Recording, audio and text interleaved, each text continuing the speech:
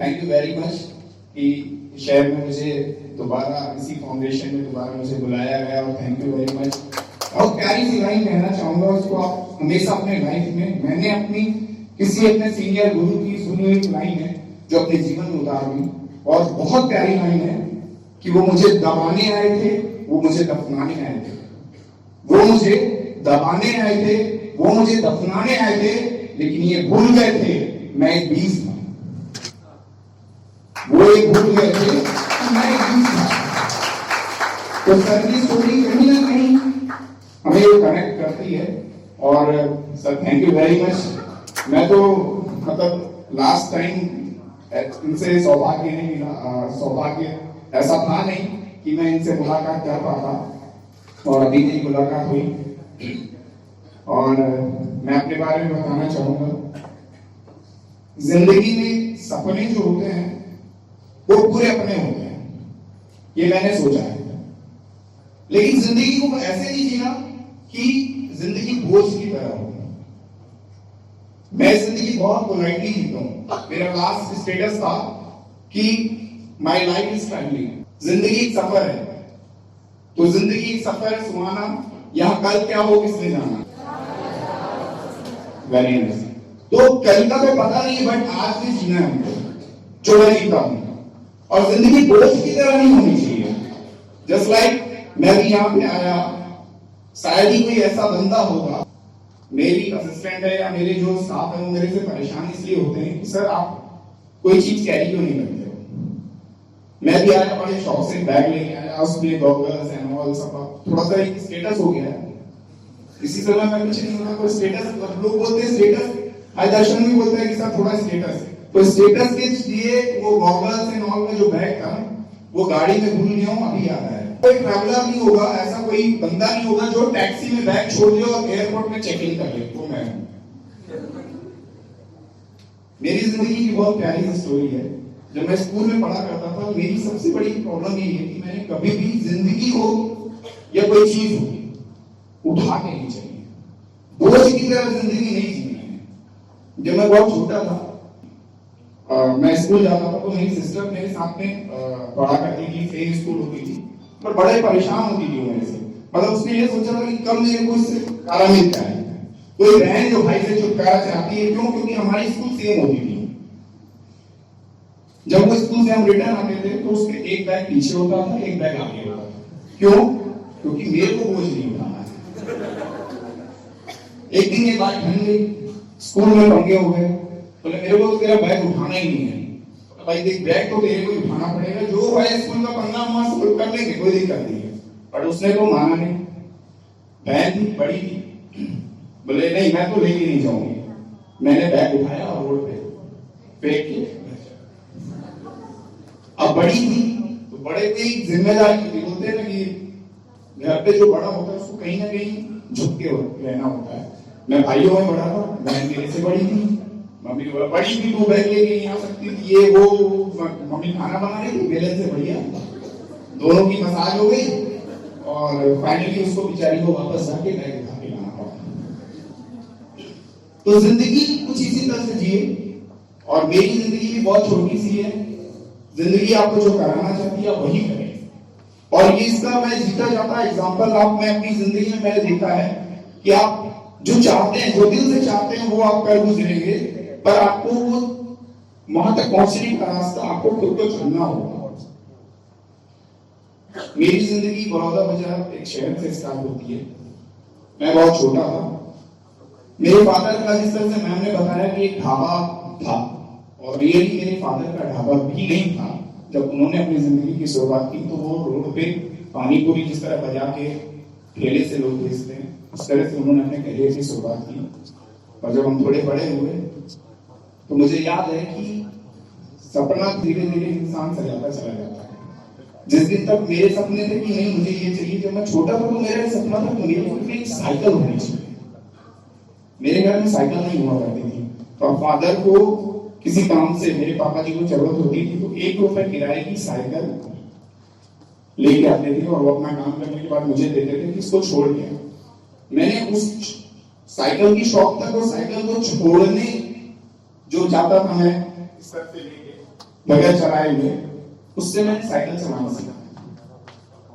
फिर ये ड्रीम था कि यार थोड़े वक्त बीते, थोड़ा सा अपने आप को संभाला, दुनियादारी की एक बाइक होनी चाहिए, फिर लगा कि कार होनी चाहिए, और आज सब कुछ है, और उसके बाद भी ऐसा लगता है कि अभी भी कुछ करना चाहिए।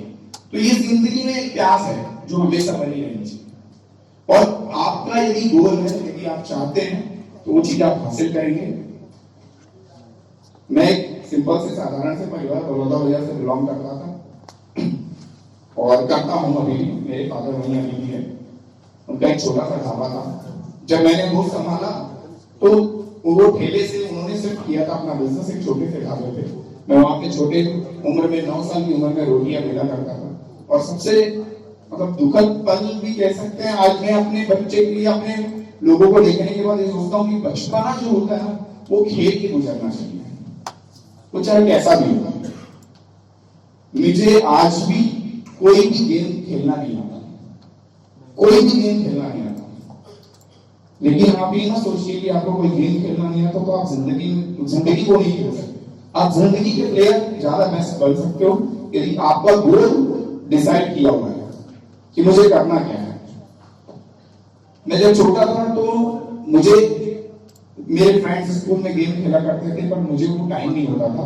मैं डैड के रेस्टोरेंट में ढाबे में थाली का एक ढाबा होता था, तो मैं तकरीबन 8.5 साल 9 साल की एज में एक छोटे से प्लेटफॉर्म पे खड़े होकर डेली की 400 रोटियां मिला करता था।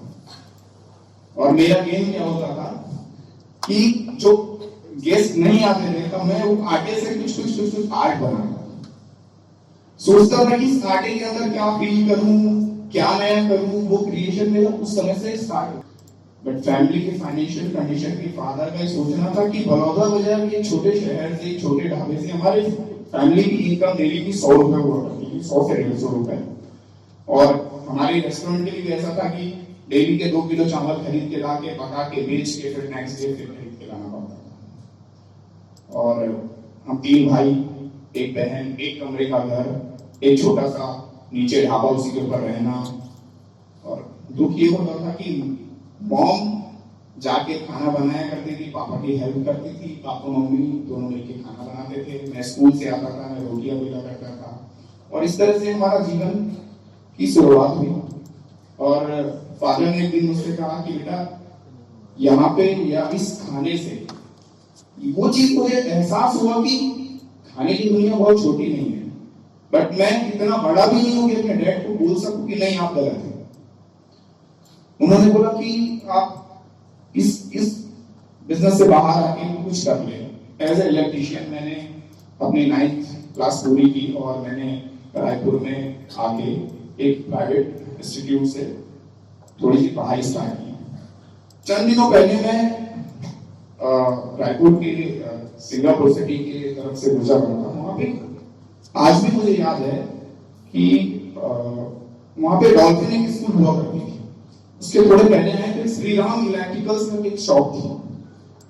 तो मैं दिन में तो मैं कहीं पे जाकर अपना इंस्टीट्यूट में पढ़ाई करता था, और वहां से 11 बजे के बाद से लेके उस एरिया में लोगों के घरों में बिजली फिटिंग किया जाता था। और इसी रायपुर शहर में मेरी डेली की इनकम 20 रुपए रोज होती थी। वो चीजें आज वहां से गुजरने के बाद एहसास होता है कि इसी रायपुर शहर में तो मैं 20 रुपए रोज कमाया करता और उससे अपना खर्च उठाता था। मैंने अपनी पढ़ाई कंप्लीट की, अंबुजा सीमेंट में पहला जॉब ज्वाइन किया एज ए इलेक्ट्रीशियन।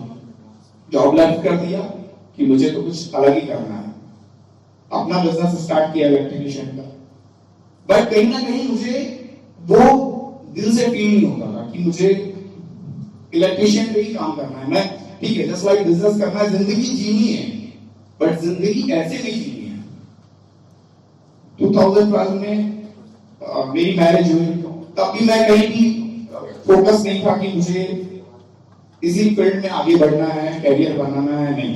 क्योंकि उसके बाद तो आदमी को ऐसा लगता है कि नहीं अब हो गया, शादी हो गई, नॉल हो गया, सब सेटल हो गया, आपकी लाइफ बन गई है, अब आपको कुछ नहीं करना है। बट यदि आप कॉन्फिडेंट है अपने आप को लेके, तो आप किसी भी मुकाम में, किसी भी समय में आप अपनी जिंदगी को टर्न कर सकते हैं। और ये टर्न ही हमको कभी लगता है कि हम इन टर्म से घबरा जाते हैं। चुनौतियां आपको तभी आएगी जब आप किसी कामयाबी को हासिल करना चाहेंगे। यदि आपके पास कोई ऐसे मुकाम आए हैं, आप उनसे घबराएंगे।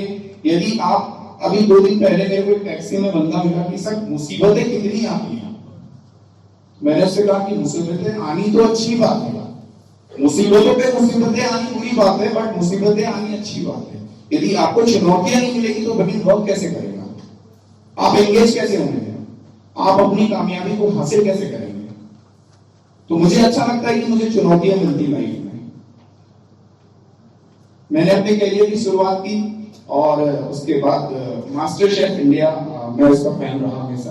टीवी शो देखा करता था सीजन फर्स्ट से ही, और फैमिली बहुत नाराज होती थी, वेजिटेरियन फैमिली है, ब्राह्मण है, बोले घर पे जब देखो तो नॉनवेज शो लगा लेता है। बट वो मेरे लिए एक आर्ट था। मैं मम्मी को बोलता था कि आप भूल जाओ ना कि वो चिकन है, आप ये सोचो गोभी का फूल है।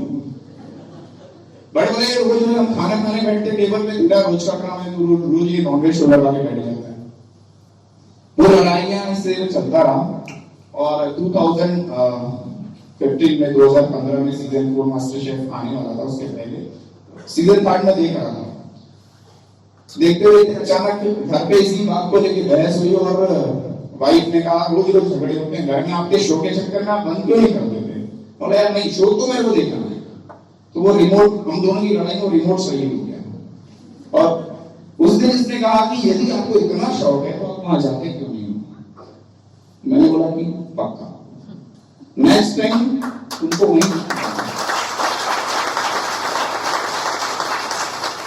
जिंदगी आपको इसी तरह से चैलेंज देती है, आपको उसको एक्सेप्ट करना है कि करके दिखाऊंगा और मैं कर सकता हूं। जब मैं पैदा हुआ था ना तो मुझे नहीं पता था कि मैं कौन हूं। मेरे फादर ने मेरा नाम रखा विजय, मेरे फादर ने मेरा नाम रखा विजय। तो उस दिन उन्होंने मेरे को ये डिसाइड कर लिया था कि इस विजय, तो मुझे तो हारना है ही नहीं। मैंने मेरे पैदा होने से पहले डिसाइड कर लिया था। तो मैंने उस दिन एक्सेप्ट किया कि नहीं, मैं करके दिखाऊंगा। और लकीली बस ड्रीम तो उतना ही था कि टीवी पे जाना है, हाथ हिलाना है कि भैया हमने तो चैलेंज पूरा कर दिया। बट किस्मत है फिर वहां से आपकी यूटर्न लेती है।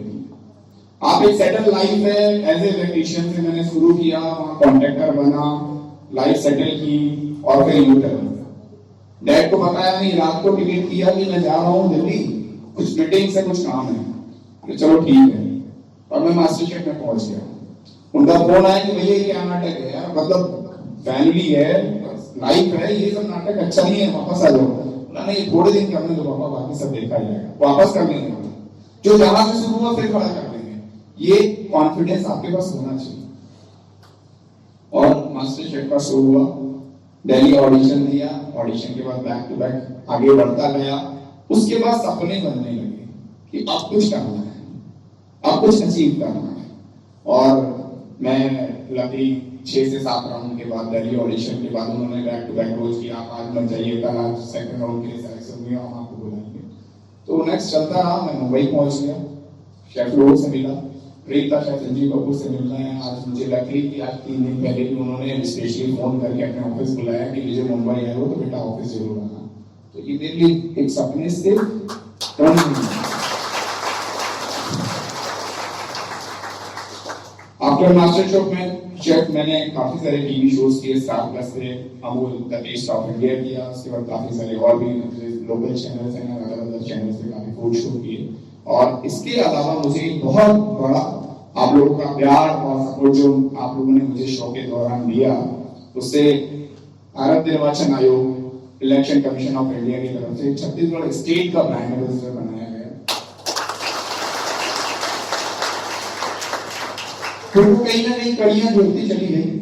और रिसेंटली इस सीजन में मास्टर शेफ आप लोग यदि फॉलो करते हो तो सीजन 6 अभी रन कर रहा है और इसका ग्रैंड फिनाले प्रीमियर और अभी जो शो नेक्स्ट एपिसोड जो आने वाले हैं उनमें जिन शेफ्स के साथ मुझे जिनको देखने का, जिनको छूने का, जिनको फील करने का, मैं पहली बार वो एहसास नहीं भूल पाऊंगा जब संजीव कपूर ने मुझे अपने गले लगाया था। और आज वही मौका मिला कि स्टार प्लस से कॉल आया कि विजय एज ए स्पेशल गेस्ट आपको इस सीजन के शो पे इनवाइट कर रहे हैं एज ए जज। तो जिन लोगों के साथ मुझे